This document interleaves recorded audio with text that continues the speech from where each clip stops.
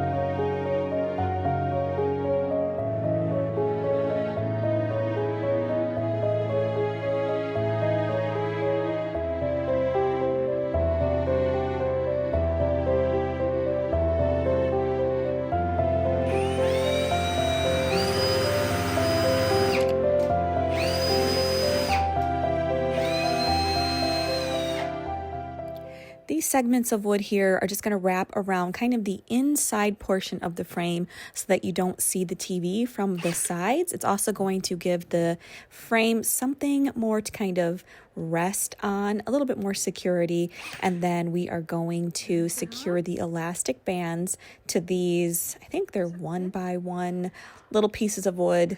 They might be smaller than that. I don't exactly remember, but we did need them. So consider putting these on the back of your frame as well when you make your DIY frame TV frame. Does it fit on? Or, yeah. Nice. It just needs that elastic to kind of pinch it back. Mm-hmm. Put the detailing in and fill the cracks and paint it. Nice job.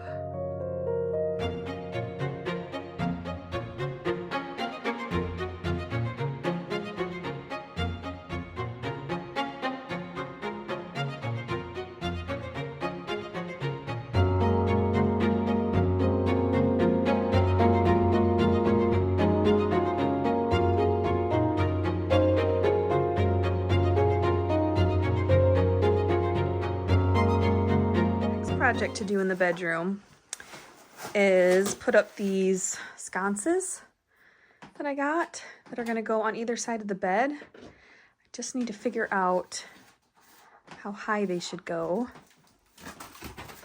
There's the shade. I liked it because it was pleated. I thought that was quite attractive.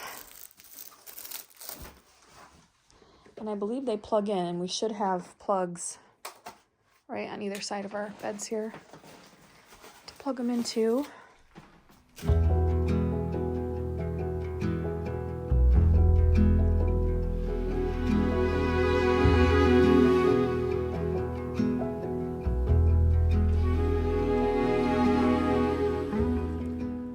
Here we are in our guest bedroom, and I'm showing you the before so that it really looks impressive when we are all done with it. As you can see, it has been a catch-all for a lot of different things, such as bedding and some baby stuff, some thrifted items and decor, mostly a lot of extra bedding and things like that. So We did attempt to work on this room a few months ago, and we got this DIY bed crown up. I just never finished it. Never put the back on. Another thing, I never put up all the curtains in here, just little like finishing touches that I wanted to do that I never got around to. So now that we have company coming to stay when the baby comes, I really want to just get this room finished, complete, and just the way that I originally had intended it for it to look. So since I'm nesting, we're going to get this done now. By the way, yes, this was recorded a couple months ago, right before I had the baby. So in case you're wondering, I'm just now getting around to sharing it with you. But nevertheless, I wanted to show you. But yeah, let's start getting this room cleaned up and getting all of these additional projects done to complete this room.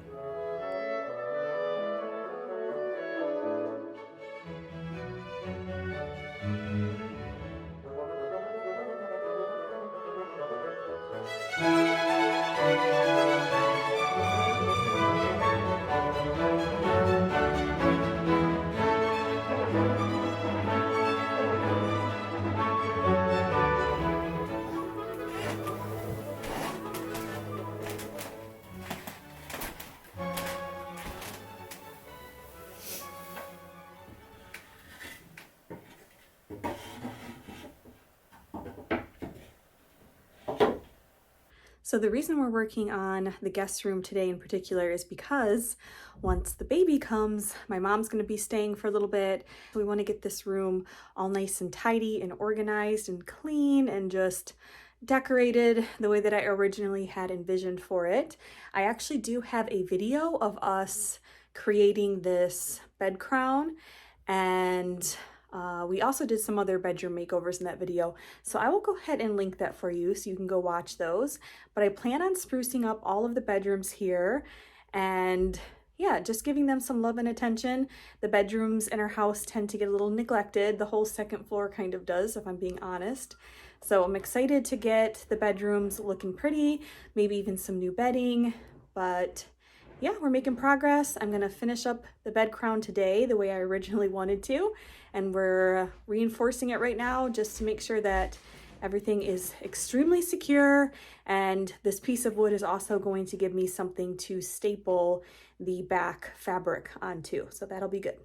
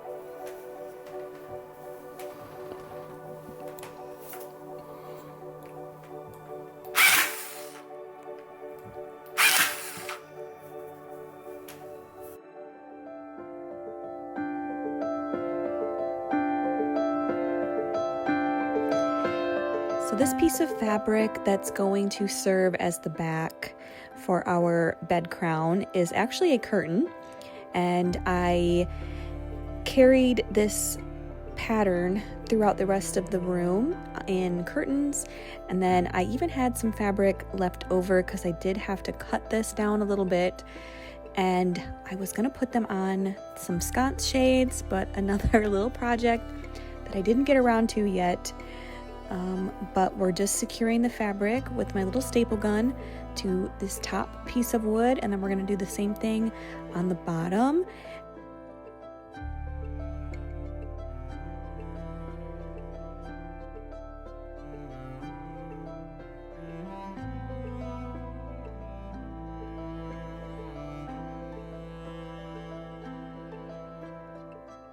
And I don't think that I told you, but the fabric that's on either side of the bed crown in the gingham, those are actually tablecloths, very inexpensive tablecloths.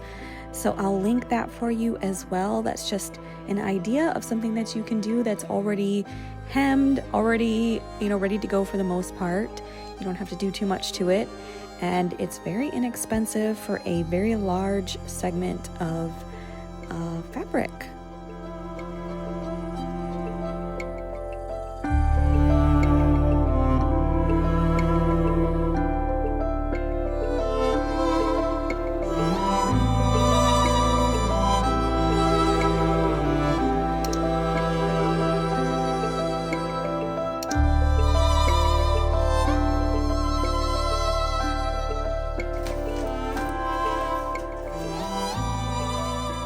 I had been on the hunt for some small little side tables for either side of the bed. There's not a lot of space, so I needed something really skinny and narrow, and I really wanted some antique side tables like what you would see on those old vanities that people would cut down. I just could not find any, and the ones I did find, they're so expensive. So in the meantime, I opted for just these little plant stands.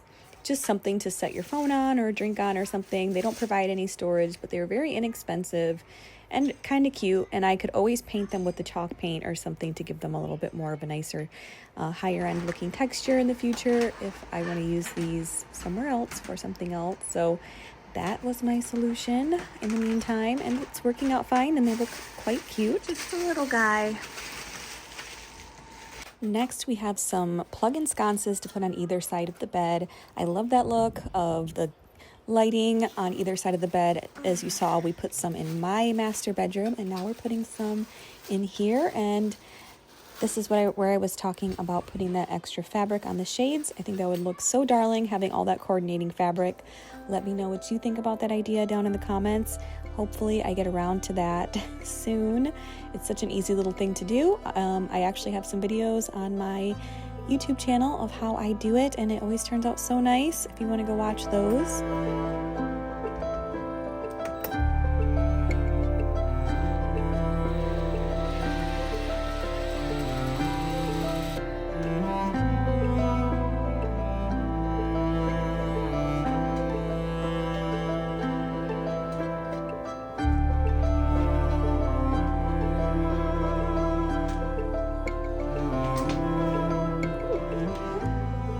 So now we are going to put a piece of wood on the bottom of the back fabric panel here to really secure it into place. That way it doesn't get all wrinkled and move around on us, just like we did to the top. So we're going to do that on the bottom here. Just right down there.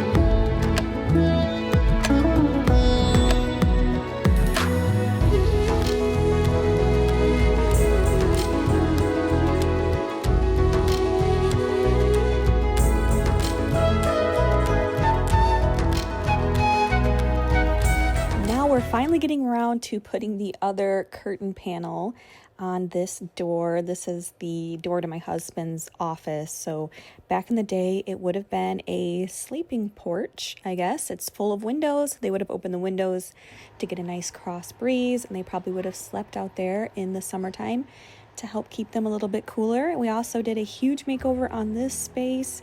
Again, that's on my channel, so just go search around all the videos, you'll find it. It's an office room makeover.